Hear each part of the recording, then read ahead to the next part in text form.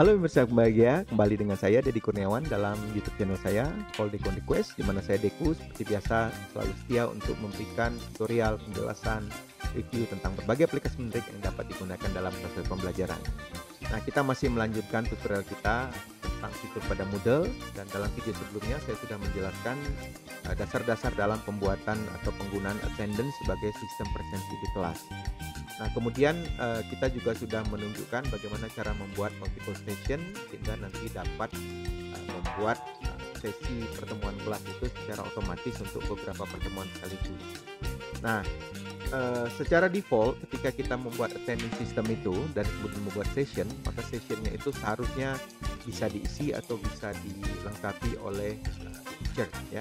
Tetapi sebenarnya Moodle juga memberikan fleksibilitas sehingga kita bisa membuat sebuah sistem di mana student bisa membuat atau mengisi presensi mereka sendiri.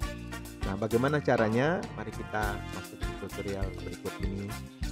Jangan kemana-mana. Selamat menyaksikan. Nah, kita sudah berada pada layar Moodle kita. Seperti biasa kita akan mulai dengan login terlebih dahulu ya. Oke, kemudian masuk ke dalam kelas. Nah, pada 2 video sebelumnya saya sudah menyiapkan satu attendance system dan di dalamnya sudah kita buat multiple session ya. Mari kita buka sedikit ini di sini all.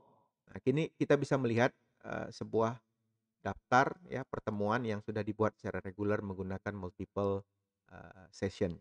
Nah, seperti dijelaskan tadi bahwa secara default ketika kita membuat sebuah session itu diisi atau dapat diisi oleh teacher, hanya teacher yang bisa mengisi sebuah presensi. Bagaimana caranya? Saya tunjukkan dulu cara mengisi presensi secara manual oleh teacher. Nah, perhatikan ini ada satu sesi pertemuan, saya akan klik tombol play di sini ya, tombol segitiga miring ke kanan itu, play. Kita klik. Nah, di sini sudah ada nama student. Nah, kemudian di sini nanti kita sebagai teacher bisa memberikan tanda.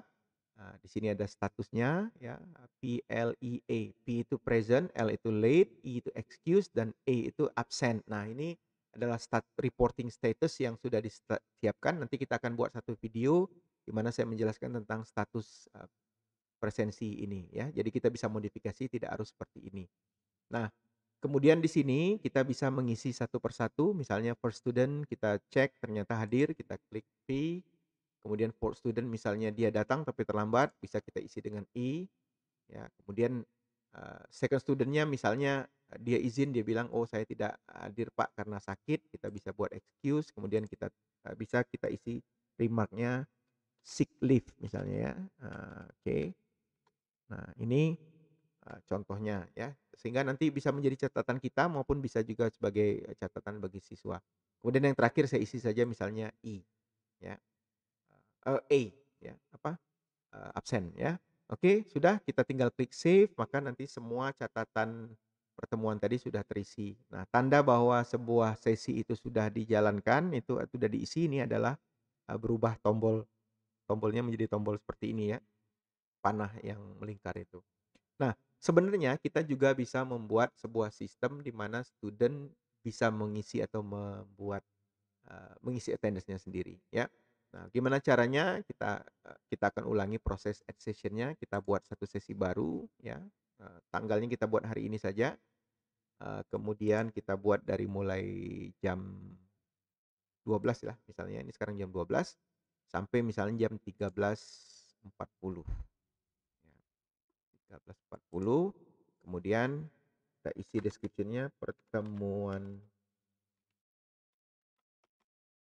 reguler ya, self attendance ya, kita buat self attendance ya, tanda saja ini contoh ya, tidak perlu diikuti kalau tidak mau karena description itu sifatnya opsional. Nah, yang paling penting di sini adalah bagian satu tab yang berjudul student recording. Ini harus kita centang terlebih dahulu, allow students to record on attendance, kita klik ini. Kemudian kalau kita membuat ini sebagai sistem open session early, kita bisa tandai misalnya harusnya presensi jam 12, tapi kalau ada anak yang datang duluan, misalnya datang jam 11 misalnya, kita bisa buat misalnya boleh presensi lebih cepat 1 jam ya, 60 menit. Oke. Nah, kemudian yang berikutnya, ini juga opsional, kita bisa membuat password, ya memberikan password, ya, sehingga nanti student itu tidak sembarangan bisa presensi, tapi misalnya kalau dia datang ke kelas lalu kita berikan password-nya. Nah, ini biasanya kita lakukan ya, kadang-kadang karena mungkin kita masih punya sedikit kecurigaan lah ya. Nah, ini mungkin juga drawback dari pembelajaran daring, kadang-kadang kita khawatir bahwa student itu tidak benar-benar belajar. Nah, mungkin untuk precaution saja, saya biasanya tidak melakukan ini, ya. Kita bisa memberikan password. Jadi misalnya saya ketik password-nya adalah English, misalnya, gitu ya. Atau boleh nanti menggunakan random password atau menggunakan QR code. Nah, saya sejujurnya juga tidak pernah menggunakan QR code, tapi QR code ini kalau kita centang, nanti dia akan menghasilkan satu QR code-nya kita show ke student, lalu student bisa, apa namanya itu, bisa menyorot menggunakan HP-nya, lalu kemudian akan diarahkan ke ke dalam, link presensi, jadi bisa mengisi password langsung terisi presensinya. Kita tidak, lakukan itu di sini, tapi Anda boleh eksplorasi nanti, boleh dicoba, bagaimana cara membuat QR code, ya.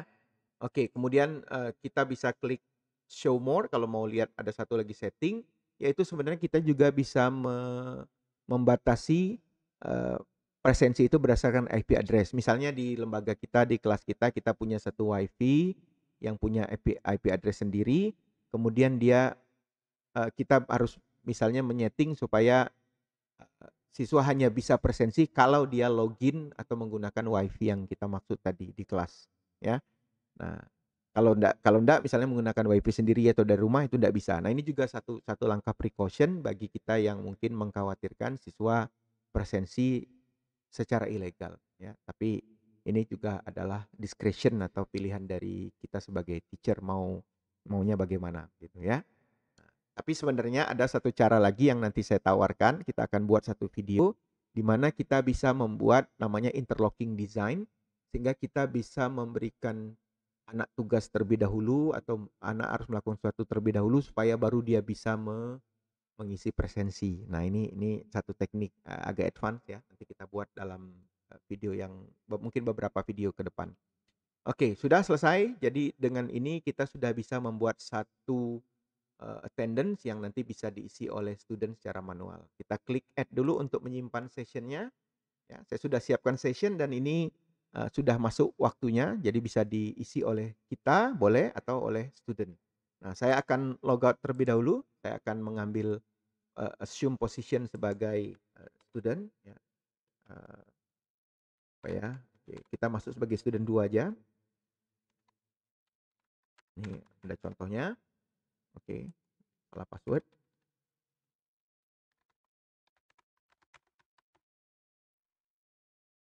Oke, saya sudah login dan ini sudah masuk waktu sesi yang tadi sudah disebutkan. Saya akan klik, eee, kelas saya, lalu kemudian di sini bagian attendance itu, ya, kalau diperhatikan ini masih ya, masih punya satu centang, yaitu receive a passing grade, karena passing grade-nya belum terpenuhi, karena saya baru satu kali presensi, baru 50% ya, dari 2. Oke, kita klik attendance. Nah, di sini akan ada satu line ya, di mana line itu adalah line, kelas aktif ya, di mana presensi itu bisa dilakukan dari jam 12.00 sampai jam 1.40. Nah, di sini kalau dia sesinya masih aktif akan ada satu link namanya submit attendance. Saya bisa klik submit attendance, kemudian di sini saya bisa mengisi presensi saya dengan mengisi password. Jadi password-nya tadi kan sudah tahu ya, saya akan isi password saya, kemudian saya tandai sebagai present ya. Nah, ini kalau dilihat statusnya itu terbuka semua, present, late, excuse, absent. Nah, sebenarnya kita nanti bisa mengatasi, misalnya kalau anak datangnya tepat waktu dia bisa membuat, presensi itu misalnya 20 menit, tapi kalau dia terlambat misalnya hanya boleh, diisi dalam waktu 20 menit. Ya, lewat dari jam 20 menit dia hanya bisa memilih late. Nah, ini sementara ini statusnya masih terbuka, jadi anak bisa mengisi status apa saja gitu ya. Nah, tentu saja mungkin ya satu pengalaman langka ya, tapi bisa saja nanti student-nya dia bilang, "Oh ya saya memang late," lalu dia isi sendiri. Tapi mungkin secara default-nya mereka pasti akan isi present gitu ya. Nah, kita bisa menyiasatinya nanti dengan menggunakan, reporting status. Nah, kita tunda dulu penjelasannya, dalam video berikutnya saya akan klik, save changes, maka secara otomatis saya sudah mengisi pertemuan saya, dan dilihat di sini remark-nya adalah self recorded karena memang ini diisi oleh saya sebagai student ya. Nah, ini adalah satu cara yang baik ya untuk mengelola pembelajaran daring ya, yang menyarankan kita untuk memberikan fleksibilitas kepada siswa.